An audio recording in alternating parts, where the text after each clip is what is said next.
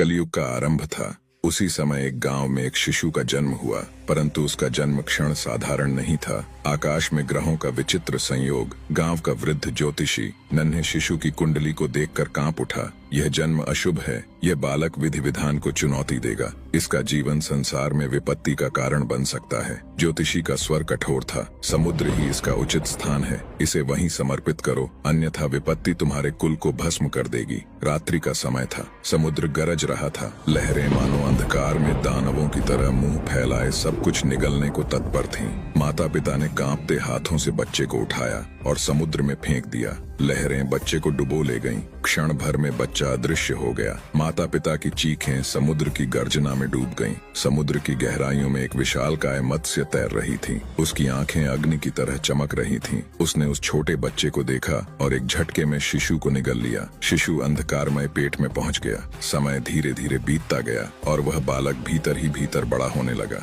एक दिन समुद्र की वही मत्स्य लहरों के साथ बहते बहते एक तट पर पहुंची। उसी तट पर भगवान शिव स्वयं माता पार्वती को योग का रहस्य सुना रहे थे। शिव के प्रत्येक शब्द लहरों पर तैरते हुए उस मछली के कानों तक पहुंचे। बालक की चेतना जाग उठी। उसने श्वास को नियंत्रित करना शुरू किया। मछली का पेट उसका आश्रम बन गया, अंधकार उसका ध्यान कक्ष और लहरों की गड़गड़ाहट उसकी जपमाला। 12 वर्षों तक वह कठोर साधना करता रहा। जब उसकी साधना पूर्ण हुई तब अथाह सागर के बीच बसा था चंद्रद्वीप। यहीं रहता था एक मछुआरा। वह और उसकी पत्नी दोनों ही भगवान शिव के अनन्य भक्त थे। सुबह सूरज की पहली किरण के साथ ही वे समुद्र किनारे बने शिवालय में पहुंचते और बैठकर एयूएम नमः शिवाय का जप करते। बहुत वर्षों तक उन्हें कोई संतान नहीं हुई तो वे भगवान रुद्र से संतान प्राप्ति के लिए विनती करने लगे। वह मछुआरा प्रतिदिन मछली पकड़ने के लिए सागर में जाया करता था। मछुआरे ने अपना जाल समुद्र में फेंका। जाल खींचने में असामान्य भारीपन था। बहुत प्रयासों के बाद जब उसने जाल खींचा तो देखा उसमें एक विशालकाय व्हेल मछली तड़प रही थी।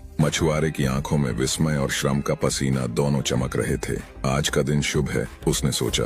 इतनी बड़ी मछली तो पूरे गांव को भोजन करा सकती है। जब उसने अपने औजार से मछली का पेट चीरा, पेट को और खोला तो देखा एक जीवित बालक भीतर लेटा है। उसकी आंखें समुद्र के पानी सी गहरी और चेहरा मानो किसी चमत्कार से दमकता हुआ। उसने बालक को अपनी बाहों में उठाया। जब मछुआरा उस शिशु को घर लाया तो उसकी पत्नी सरला पहले तो अविश्वास से देखती रही। यह बच्चा कहाँ से आया? मछुआरे ने श्रद्धा से कहा, देवी यह हमारे शिव की कृपा है। समुद्र ने स्वयं इसे हमारी गोद में सौंपा है। आज से यह हमारा पुत्र है। सरला ने बालक को गोद में लिया।